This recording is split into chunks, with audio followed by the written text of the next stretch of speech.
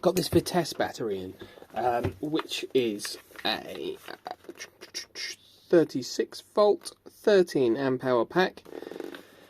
The customer says the switch doesn't do anything anymore, so this one here isn't doing whatever it should be doing.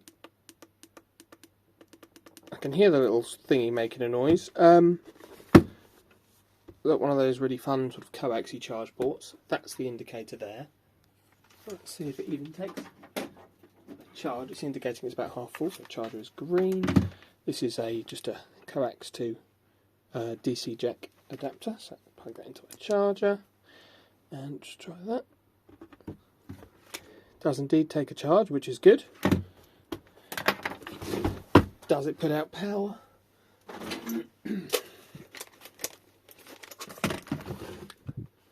Lovely to be marked up.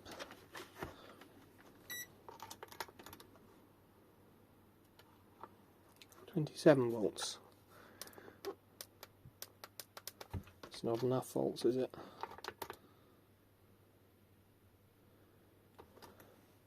Just going to mark these up on the off chance that when I open it, they sometimes the connectors can go around either way. So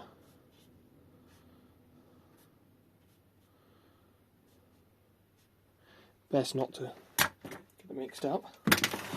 And microswitch is doing something, but these lights were illuminated when I unpackaged the thing, so it's very likely that there's something quite wrong with it. Let's undo it, see what kind of fun awaits us inside.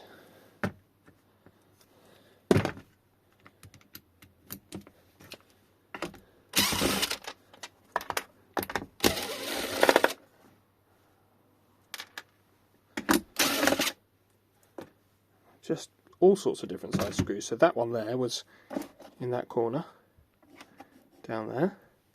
This one here was in that corner. That one there was there.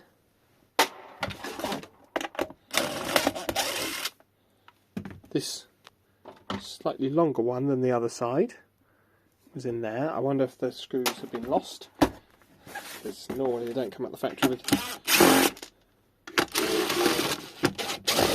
like 1-for-1 with different screws. And then at this end there are two sort of shorter, fatter ones, both of different lengths. I think the screws might have been lost at some point. Every single screw is different. Oh, there it goes. Off it comes. The super fun Vitesse BMS that makes no sense whatsoever.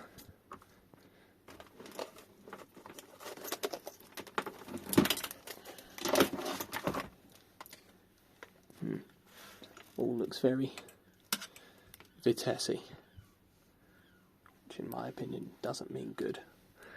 If we measure voltage at the charge port, we've got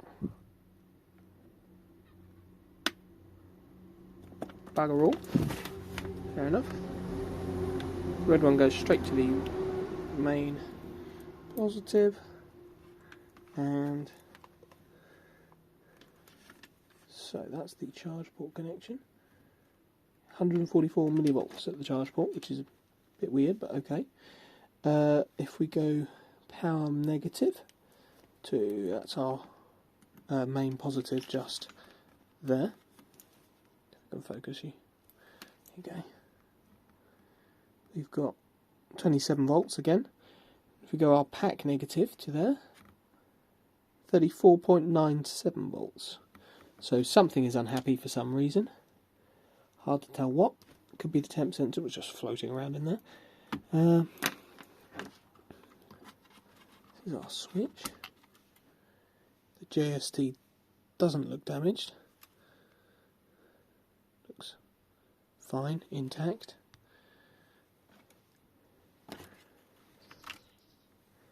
There's the switch itself.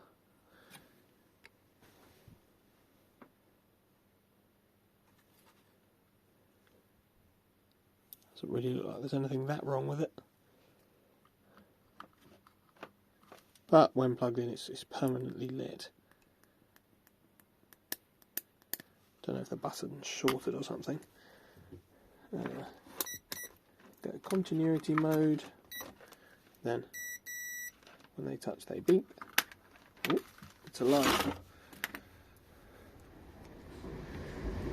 There is an extra leg on this button. I'm not quite sure what that's for, but and buttons are weird. They work sort of diagonally.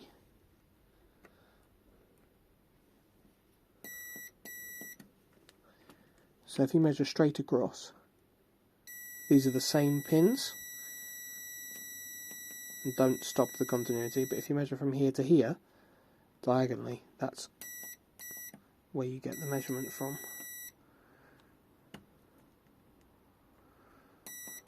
I mean, the button's working as a button should. I've got no idea what this extra leg does. It looks as though it might just ground the shield on it. It's an extra leg there that comes off the casing. I don't think it's of much consequence. This won't work when we're done, I don't believe.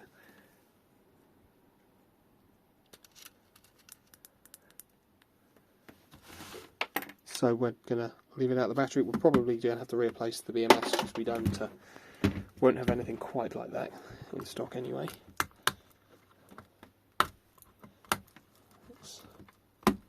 We'll pull the balance connector off. Looks like a fairly normal JST.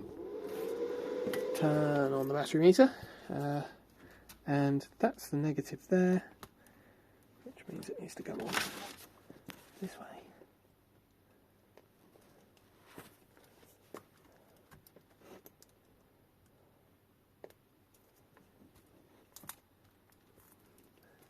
And the cells are, zoom you in there, a little bit out of balance. So we've got a 0.72 drop across the whole lot. Lowest voltage 3.453, highest voltage 3.525. So with the lowest voltage group 9, it's not that bad. What we will do is balance it all up, which involves pressing that big button there, which is nice. It's a lot easier than it used to be doing them one group at a time, and you can see it sort of brings all the groups into balance. It's very fun English translation there, in the balance, and we leave that for a moment. What it will do is it will drag down the highest groups. In a moment that reading there will update, and it should change to, there you go, 0.071. So over time, we'll leave it on for a bit off camera, but it will balance these all out, which is great. None of the cell groups look damaged. Number of strings 10, so that's 10 cell groups, so 10S. It's doing what it should be doing. This one here, where it's displaying 2.925, is where it's bringing that cell down. With, I think, I'm assuming it's got some big resistors in there. There you go. Green is when it's sort of balanced them into, you know, very, very close together. There you go. Look, the voltage drop's already down to 0.062. It does need to be left on for quite a while to really get what you want it to do and get it all nicely balanced up, but it's a great way of doing it. So we'll do that off camera later before we put the battery all back together, and leave that off for now.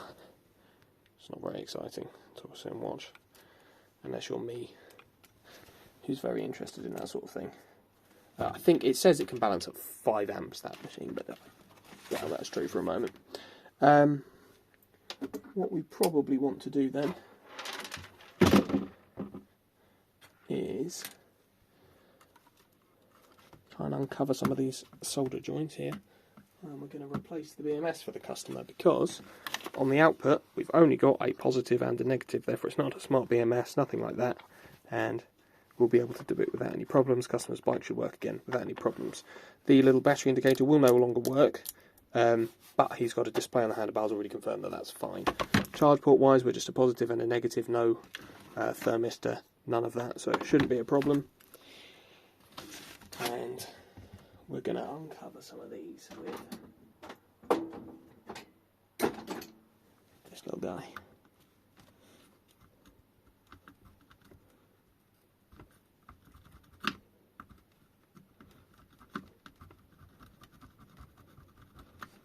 Should be something for it to get the solder into. You probably couldn't see any of that, could you? one day I'll learn. Get a bit of flux on that. Flux on that. Flux on that.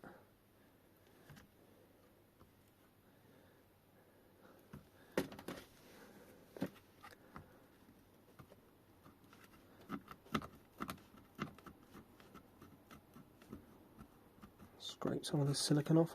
I've expressed my opinions on silicon before. Really handy until you've got to undo something and then you hate it. Not so good.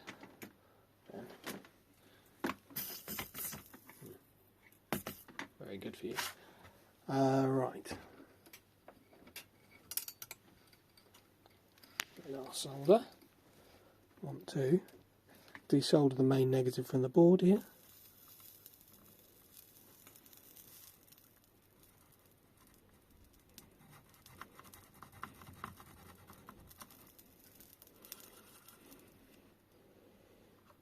There goes the balance lead.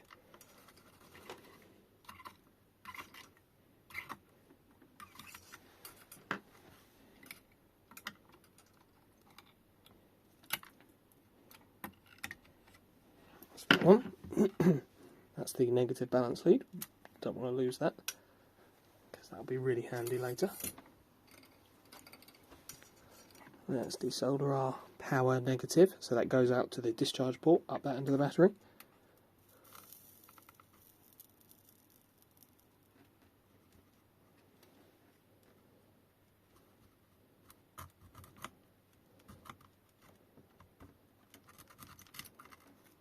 There's that. We've got our charge negative over here, which goes to the charge port. There's that. And this is our positive cable, which we're not going to need anymore because it doesn't connect to the new BMS we're going to be installing.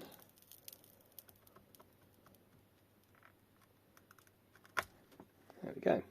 So what we're going to do with that one is up here we're going to just clip it off, and not going to use that.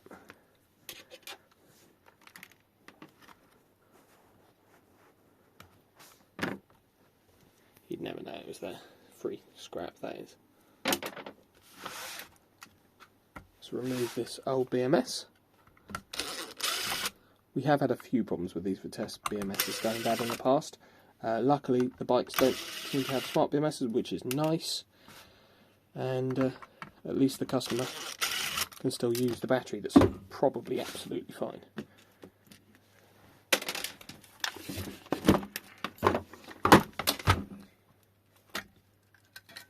There it goes. Always pull up on the thermistor. Always. You don't want that. Oh, I'm kidding. Never do that. Obviously this is going in the bin, so it doesn't matter.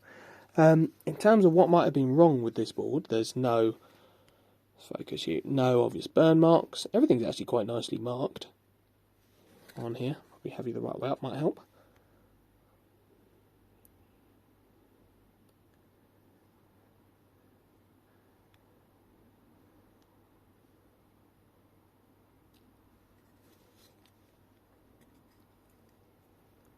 Nothing appears to be, damaged. The MOSFETs don't look to be blown. Somebody has sharpied on the MOSFETs. Hard to tell if that's at the factory or maybe the customer got it looked at somewhere else beforehand. Nothing looks particularly melty or bad, as far as I can tell at a quick glance.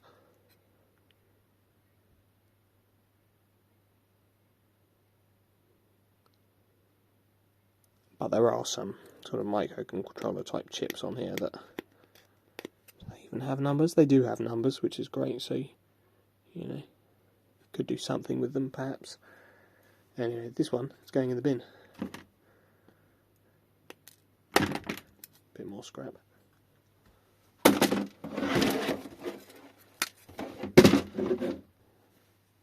So, new BMS.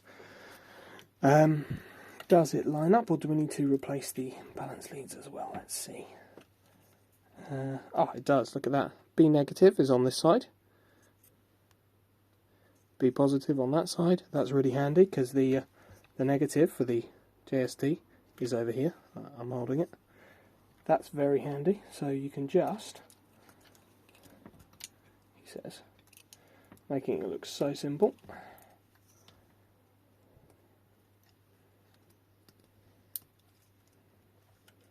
Have that plug straight in, which is nice. Now, whether or not there's actually room here is another matter, because I don't think it will actually fit. Oh, they want you to have to put the bloody thing upside down, which is, well, they don't. There's only enough cable length to go upside down, but yeah, won't quite fit any other way. It's a shame, isn't it? It will fit upside down. I don't want to put it upside down. Then the heat sinking's not going to work properly. But I'm thinking if we just extend this black here, we will have enough room for the board to swing round and sit sort of diagonally in this corner here without having to alter any of the balance wires, which is really nice. We like that a lot. Makes us very happy. Oh, or, no, I don't really want it to sit there because then the charge port's right there next to the battery negative. So we'll just extend this one a little bit, I think. Be the answer to that. Let's have that off.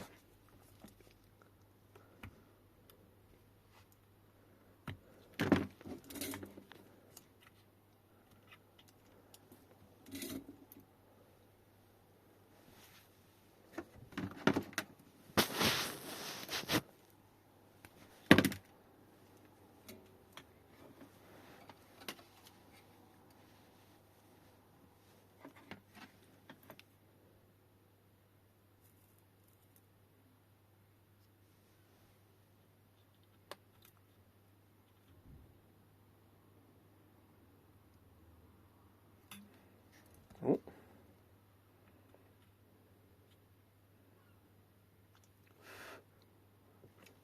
There's that. And then we can just join that up to him there, like that.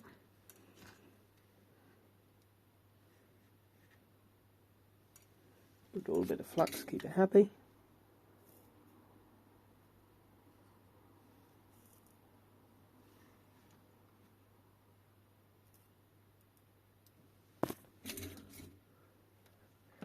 That'll do it. And then a couple of wraps of insulation tape on there. Can use heat shrink, but heat shrink is only one layer. Insulation tape is, well, as many layers as you wrap it round. So this is going to have 5 or 6 layers. I think as long as it's a good quality insulation tape, you shouldn't really have any problems. So, there's that. That's going to fit nicely over here now, away from the battery negative connection. We're going to get ourselves some of this, which is just double-sided tape. That piece there.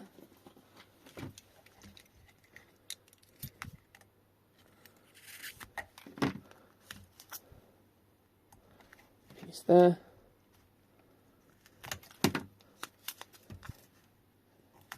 and a piece there,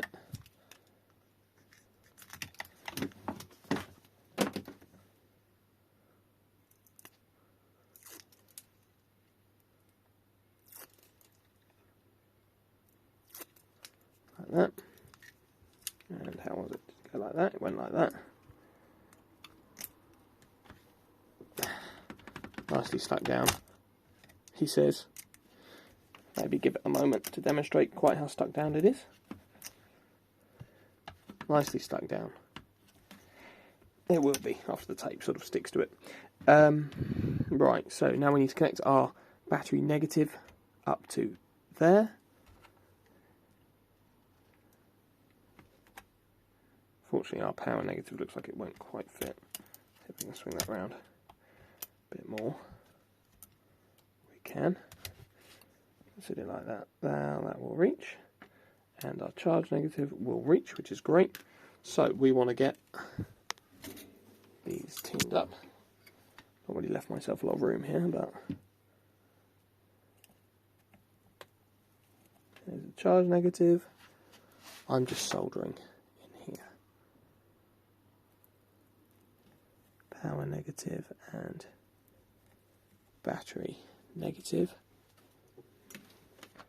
This is our charge port negative. Comes from the charge port, as you'd expect. No big surprises there.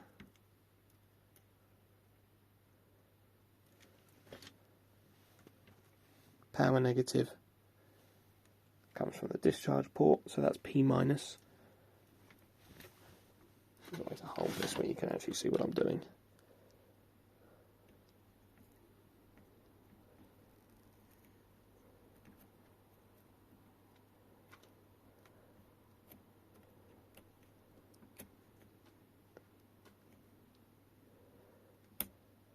Okay, it's got to be through the hole in the board, otherwise it's no good to anybody.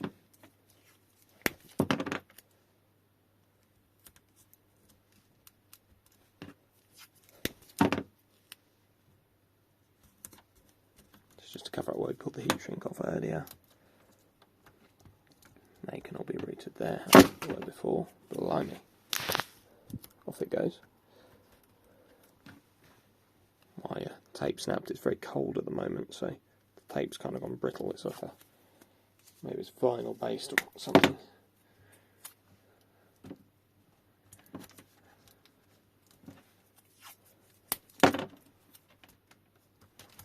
Get those stuck down nicely. It's better.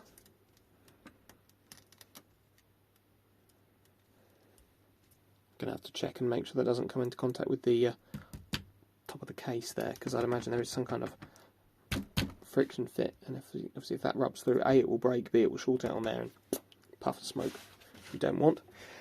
Right, and then we need a bit of cable to go from the battery negative there over to that there. That'll do. Bit of some, what is this, 14 gauge. It's plenty.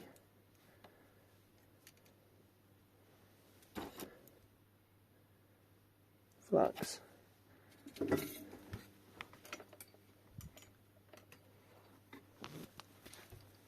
Solder that.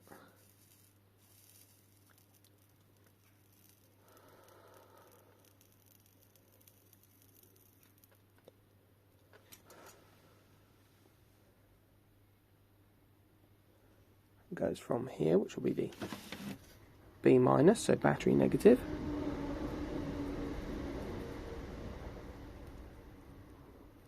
Through the hole on there, which is great, lovely. And that's just got to go over to our battery negative of the actual battery pack itself. We're going to trim it off to about there.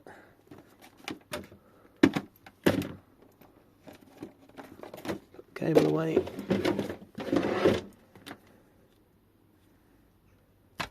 We can't forget that this still has to go on, but we won't forget that, so it's fine. If all the balance leads aren't connected, the BMS won't work, won't let you charge. A good BMS won't let you charge. Some of them do, but we won't get into that right now.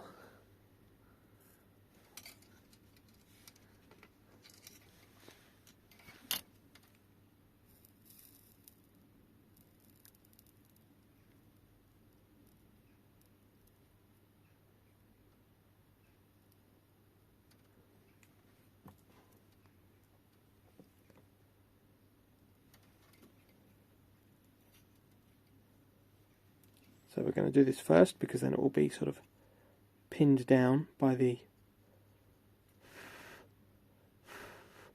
main battery negative cable that we're about to put on.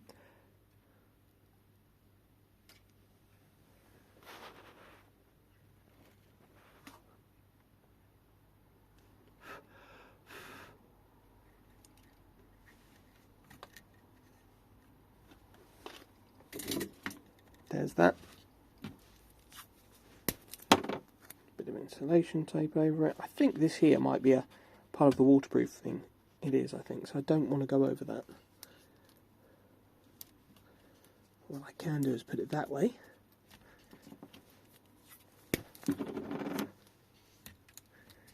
2. That wants to be stuck down nice and out of the way.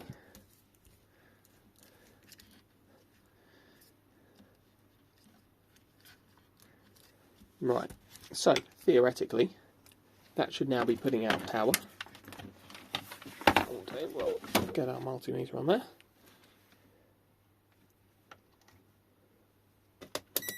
In DC volts, 34.92. If we go from our positive terminal, which is there, over to our battery negative, which you probably can't see me doing, 34.92. It's just teetering on the edge of 2 and 3, but close enough. So that means it's almost certainly putting out power. What we do have to do is get these cells balanced up. Well, let's just make sure it charges. So, charger is green. Plug that into the charge port. Charge goes red. What I'll do off camera, get the cells balanced up on the balancing machine.